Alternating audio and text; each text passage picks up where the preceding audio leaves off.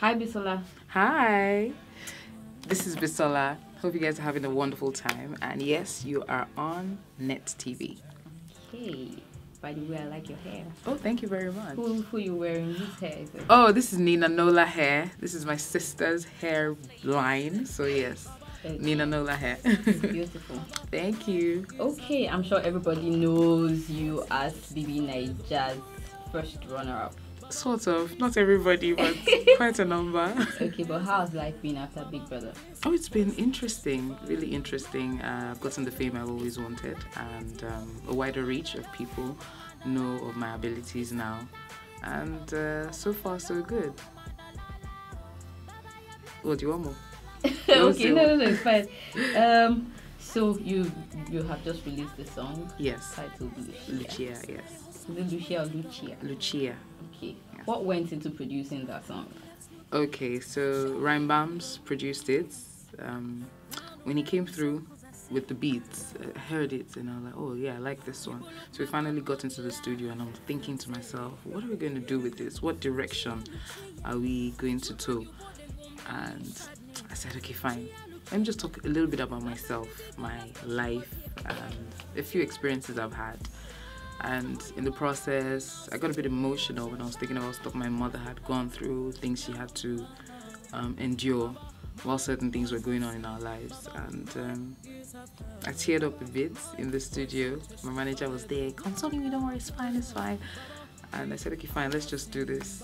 So Lucia is actually my mother's name. Okay. And this song, sort of honors her.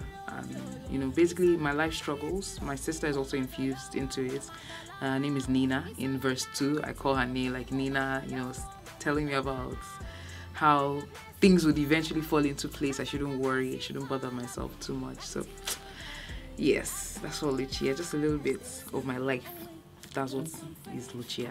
In some parts of the song, you said stuff about selling things in traffic and all. Is this part of it? Yes. Mukiri, Mutaja. Yes, very, very true. These things did happen. What have I not sold? I've sold jewelry. I've sold makeup. I sold clothes at some points. But in traffic. In traffic, I actually sold macaroni. Wow. Yeah, that's what I sold in traffic. Cooked one or? No. It was in packs. I just don't want to mention the brand. Yeah, what? How old were you? How old was I? I think it was about 1920, I think. Or 21. Yes. What was the experience like? It wasn't interesting. It wasn't fun. And that particular day, it was, I think the weathers just decided to descend on us that day. It was sunny at first, like I could literally feel my skin burning off, like, Lord, what's happening? And then first said Jack Robinson started raining. I'm like, what is happening, Lord? Why me? So it wasn't a fun experience. Kudos to every street hawker selling stuff in traffic. It's a difficult job. I would try as much as possible not to even be pricing things with you. Say, how much last? No, if you tell me any amount, I'll just pay because that's a lot of work that they do there. So I experienced that. I got home, I cried, like, God, this is what my life is turning into.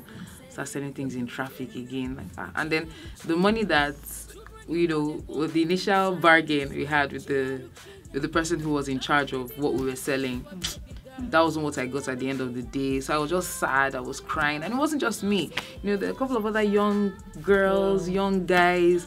I could see how passionate we all were about selling stuff. Let's just making ends meet, And these days, you just have a lot of people that just want to look good for social media. They don't want to put in as much work. They think it's all about the glam, all about the beauty, how my hair looks, how my clothes look. But no, if you work hard, you would eventually get there. Don't rush into anything. Take your time. So yes, that's one of my life's experiences. Like how much selling macaroni. At that point, how much profit did you used to make in a day? Was there profit? Basically your transport fare and extra that you used to eat now. Like you're basically not making that much money. I would say when I started selling jewelry, when I used to buy jewelry, I used to buy from Ojota, I used to buy from Yaba, and then I take to my friends. My friends would patronize me. buy stuff from it. I would say maybe my gain of each item I was selling at the time was probably 100 naira. You find out one bit has cut off, or the beads are scattered. You just be like, oh goodness, what kind of life is this, you know? And that way you can't even recover the money back. And then you have some friends that say, I'll borrow me this one, I just dash me, because they're your friends. Yeah. You be like, no, now, okay, just take it cost price. How much you bought it. So you're basically not making anything, but you don't want to have the goods still in your house, you know. So yeah.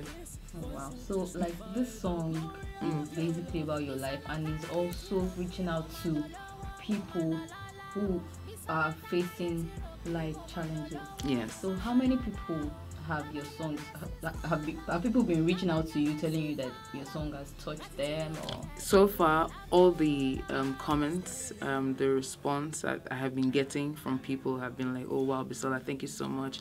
I can relate to it from the angle talking about parents being bashed for what their children have done, or because life isn't just basically good for them. They've had people laugh at their parents and all that. They can relate to it from that point and say, oh, thank you very much. Thanking their mothers as well. But it's not just mothers, fathers too as well. But my mom is really, really dear to me. That's why I had to use my mom. And they talk about their life's journeys as well, how tough it is for them. And so far, this is sort of like an inspiration, knowing that at the end of the day, there's always light at the end of the tunnel. Don't give up, just keep pushing, keep striving. So yes, all the comments so far that I've gotten, I haven't gotten any negative one yet. Personally, of me, everything I've been getting is like, oh, thank you very much, Bisola. Thank you for telling us that it's good to persevere and to push and to be consistent in anything that we're doing. At the end of the day, it would be all right. Wow. Going to Big Brother, I found out that you said you auditioned for Big Brother 8 times. Yes, I wouldn't call, not 8 times, or 8 different years, because it wasn't just Big Brother Naija, there was Big Brother Africa, and in between there were some years that it didn't hold. Okay. You know, yeah. So in the duration, the space of about 8 years, yes, that's how long I have been auditioning for Big Brother. Wow. So since you came out of the house, how many movies have you featured in? Oh my, no, I haven't counted that off the top of my head. Ooh. I think about 6 or 7. Yeah. Okay. 6, 7. Yeah. Which which actors have you worked with? Oh, I've worked with so many actors, fantastic actors. There was one I did, I got to work with Uncle Ali Baba. And, you know, you'd see him. I've watched him a lot. I never got to meet him in person, but he was so calm on set. You know, really, really calm. It was. I liked his calmness, and he was laughing at what we were doing. Like, what are these people doing? I got to work with Yvonne Jegede. That was my first time working with Yvonne Jegede. Her husband, Abounce. That's how I call him, Abounce. I got to work with Wole Arole. So many actors, like too many. Itionsa. Really, really crazy, creative people. Sani Danja. That was the first time I got to work with him. He cracked. Just thinking about him, I'm laughing. You know, so amazing actors. Too many. I can't call them all. Like here, it would take. I would waste too much time. Gabriel Afolayan. Gabriel is one person. I have worked with him in the past. Gabriel is extremely talented. You know, sometimes I watch him act and I'm lost. You know, I tend to forget that, oh, I'm supposed to be in character. You know, that's how good Gabriel is. So yeah, so many wonderful actors. Okay. So how many weird advances have you been getting from men since you got out of the house? Funny, I don't have any advances. Not to talk of weird ones. Like Yeah, well, that's the thing. A lot of people don't believe that. A lot of people said to me, like, oh yeah, you're gonna have a lineup of guys, like, oh yeah, none of the above, none. So I was even telling my friends sometimes. I said, wow, it's like, I don't know, is there something blocking my beauty radar or my attraction radar? What's going on? So no, I haven't gotten advances. So I don't even have any weird ones to talk about. And after you came out of the house, we just never heard about Bisola or TTT, Bisola and TTT again. Is that you were plainly angry, or you don't just want to have anything to do with him? But the truth is, there is no Bisola and TTT, so expecting for that to happen would be rude, you know. So it's not like we stumble at each other at events, but you see, that was Big Brother. We all had to live together, we all had to work together, to entertain, to accomplish tasks together. But now, man to himself, you all focusing. I have school fees that I'm paying. You understood? You know, everybody has their individual hustles and all. I'd say the only the housemate I've seen recently is Marvis. Marvis and I, you know, we keep in touch like often. We talk a lot. So she's the one. She came to visit maybe about 2-3 weeks ago. Came over to mine. So I'd say yeah, it's just her I have seen. But everybody is so busy. Sometimes I promise maybe a Beyonce, for instance, like, hi Beyonce, you know what? I'm gonna come check you out. Like, I will come next thing. Plans will just change out, bros, no vex, you know, because everybody's just so busy doing the individual stuff. But that's just it. It's not like there's any quarrel or no, I'm never going to. Nah, it's not that. We're all just busy focusing on the real world now. Yeah, this world that we are living, this is the real Big Brother world. So you don't talk to him at all? No. We all keep in touch. Everybody keeps in touch. We all keep in touch with each other. What's the first thing you take off when you get home? Oh my, it's my wig. Hey, and I've demonstrated now. Fear. Just take it off then. Let the Ategma Lafia just blow on the brain. You know, the oils will blow it, all the stress, blow it out. So the first thing I take off when I get home is my wig. That's when I have a wig on. What is the dirtiest DM you have received from a fan? Oh my, it is too dirty. I cannot say it. Really, really nasty. Really, really dirty. But you get nudes? No, haven't gotten. I have in the past, but not in recent times. I think people are very, very careful because they know that they could. You send me news, I'm gonna blow that up. I'm gonna post it up, you know. So yeah, I've gotten, like, it's too dirty. I can't even say because, you know, children under 18 will probably get to see this video. So too dirty, nasty. Okay, this one goes, who is your celeb crush? Hey, I don't know if you ever get to see this video, but in case you do see it, Idris Elba. Hi. I know they say you're in a relationship, but hey, you've been in the relationship with some people before in the past that you broke up with them. I'm not saying that you should break up now, but in case you do broke up. Hi Idris, how you doing? You know, I can be all British if you want me to. All for you, Idris Elba. You know, it won't be bad if my name's Bisola Elba. Nice one though. So yes, that is my celeb crush. What is the weirdest place you have had intercourse? Oh my.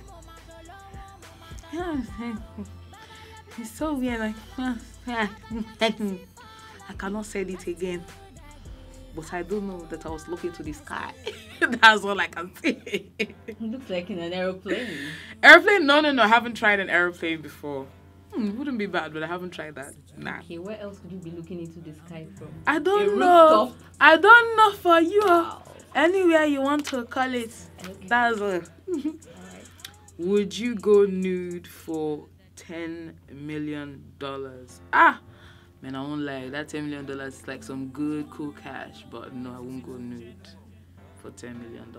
I may say it now that, nude. I will what? I will off everything. I will remove the clothes. I will dance for you, self-nude. But when it comes to actually doing it, nah, man.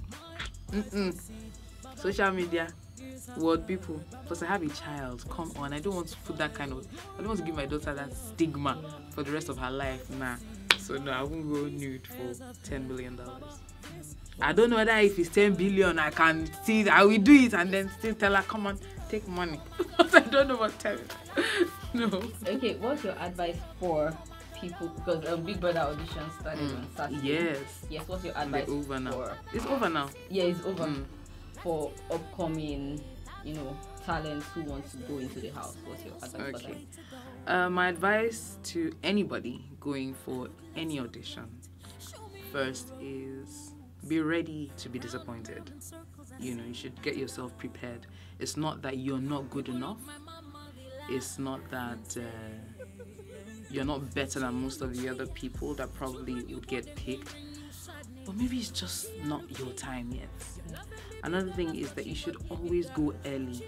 Any audition, maybe it acting, singing, whatever it is you do, go early. Don't waste time. Lay out your clothes a night before. Wake up really, really early. I'd rather you get there 2-3 hours before it starts than getting there 3-4 hours after.